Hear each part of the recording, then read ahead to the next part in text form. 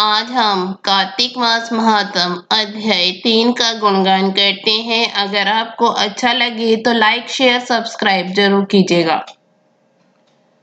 सत्यभामा बोली, आप सभी काल में व्यापक और सभी काल आपके आगे समान है। फिर यह कार्तिक मास ही सब मासों में श्रेष्ठ क्यों है? सब तिथियों में एकादशी और सब मासों में कार्तिक मास को ही आप अपना प्रिय क्यों बतलाते हैं? इसका कारण कहिए। भगवान कृष्ण बोले, हे प्रिय, तुमने मुझसे बहुत अच्छी बात पूछी है। सुनो, मैं तुमको इसका कारण बतलाता हूँ, ध्यान से सुनो।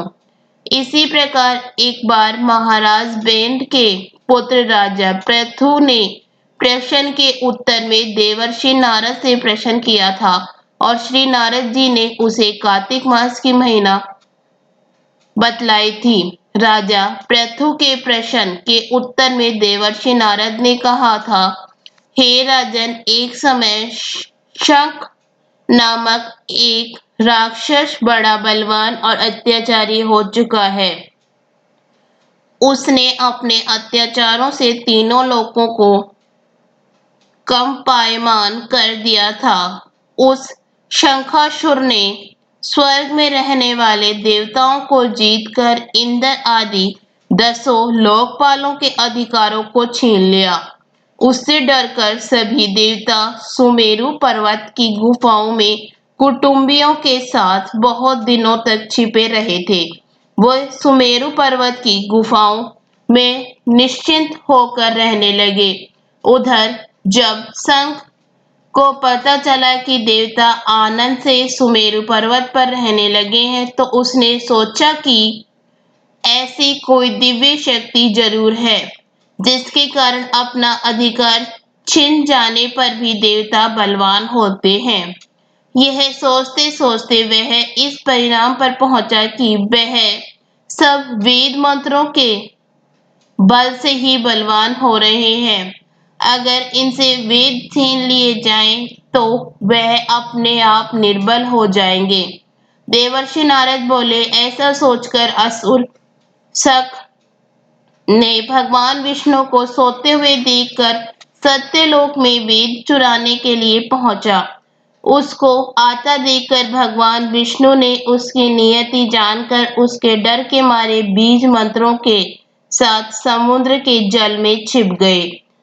शंख भी वेद मंत्रों तथा बीज मंत्रों को ढूंढता हुआ समुद्र में प्रविष्ट हो गया, लेकिन न तो उसको वेद मंत्र मिले और न बीज मंत्र ही।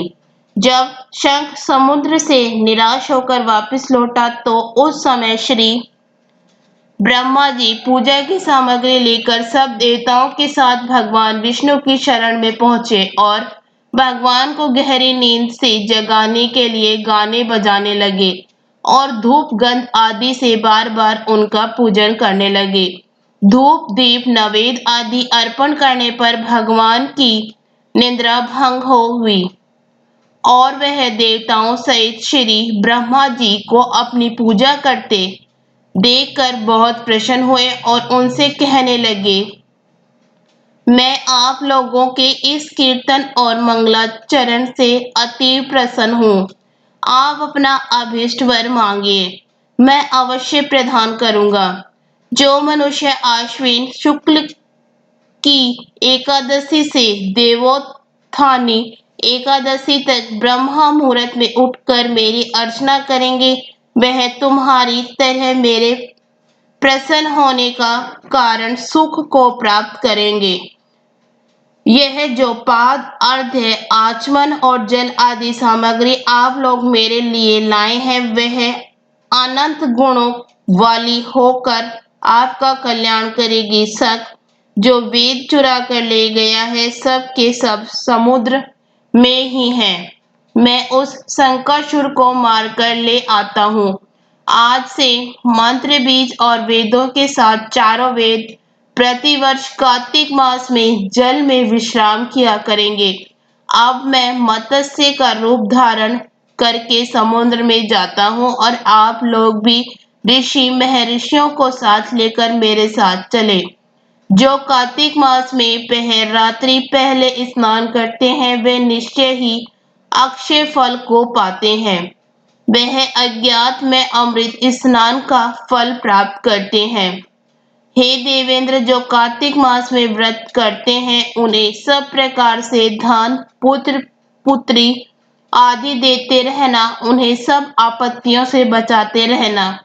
हे धनपति कुबेर, मेरी आज्ञा अनुसार तुम उनका धन धान्य बढ़ाते रहना, क्योंकि इस प्रकार का आचरण करने वाला प्राणी मेरा रूप धारण करके जीवन मुक्त हो जाता है।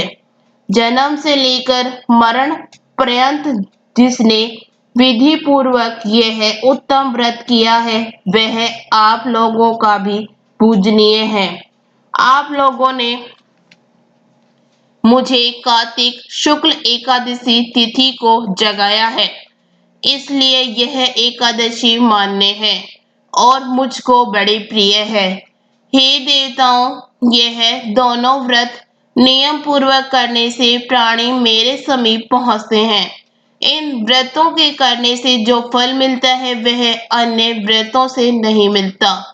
इसलिए हर मनुष्य को सुखी और निरोग रहने के लिए कार्तिक महात्म और एकादशी कथा सुनते हुए उपयुक्त नियमों का पालन करना चाहिए। इसके साथ ही तीसरा अध्याय समाप्त हुआ।